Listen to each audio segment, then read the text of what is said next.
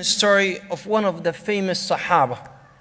Not famous, he wasn't famous for jihad, he wasn't famous for Quran, he wasn't famous for any of that, but he was famous. How many of you heard the story of Julaybib? How many? Let me see real. How many of you heard the story of Julaybib? It's a famous story. Maybe 10, 20 of you. Julaybib was one of the Ansar. Just to show you that Islam does not care about colors and size and shape and how you look.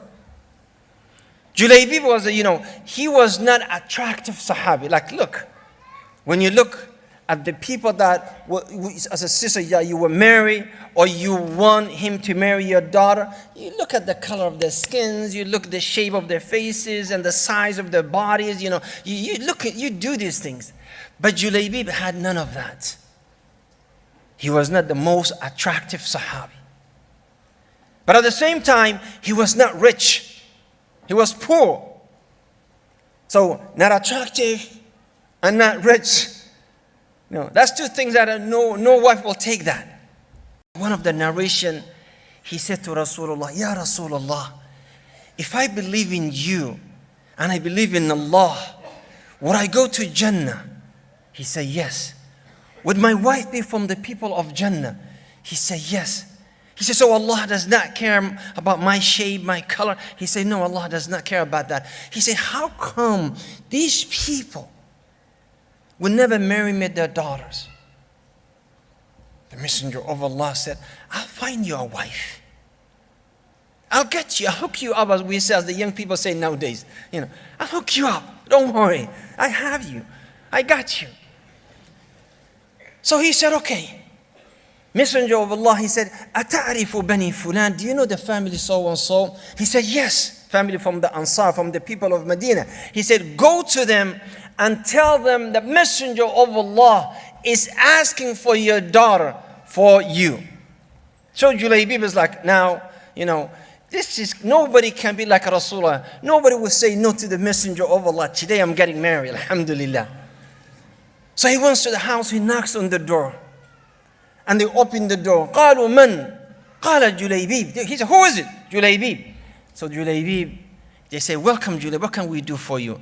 He said, the Messenger of Allah is proposing to your daughter. Before he's finished, they say, Allahu Akbar. Allahu Akbar. Rasulullah is going to marry her. He said, no, it's for me. They said, La hawla wa la quwwata illa billah. What? You?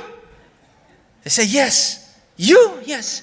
And then he said, his wife, she said, what's wrong? He said, Rasulullah proposed to our daughter. And she said, oh, mashallah. He said, not for him, for Julaybib. She said, La ilaha illallah. Couldn't that be for Abu Bakr, for Umar, for someone like Mughira? Why Julaybib? So the husband said, I can't give you an answer. Let me talk to my wife. While they were talking about this, the daughter, she heard about what they're talking about. She said, what are you doing? They said, Inna lillah. Rasulullah, he wants you to marry this man. There's no way we can accept this. She said, Subhanallah. Are you not a mu'mineen? Are you not true believers? They say, yes. How could you reject the suggestion of Rasulullah sallallahu alayhi wa sallam? How could you? I'm going to marry this man. I want to marry him. So this man married this young lady, alhamdulillah. He was the happiest, and the Messenger of Allah made dua, Ya Allah, make them the happiest couple. Give them the wealth from sources that they never imagined. So they got married, walillahi alhamd. Shortly after that, fi Sahih Muslim, they went out for jihad. And after the war was ended, after the war was over, Messenger of Allah said to the Sahaba, are we missing anybody? So they say, Ya Rasulullah, we're missing so and so, and we're missing so and so, and they start counting people. And they say, anyone else? No. He said, but I'm missing Julaybib. Julaybib came with us. Where is he? So they went and they looked and they found him dead, radiyallahu anhu. They killed him. But he killed 7 of the enemies and they killed him. So the messenger of Allah, he wept over his body and he said, they killed him after he killed 7. He's of me and I am of him. And then he buried him, sallallahu alaihi wasallam, and he prayed on him. What do we learn from this? We learn from this that Islam does not care about your color, your size, your shape, whether you're white or black,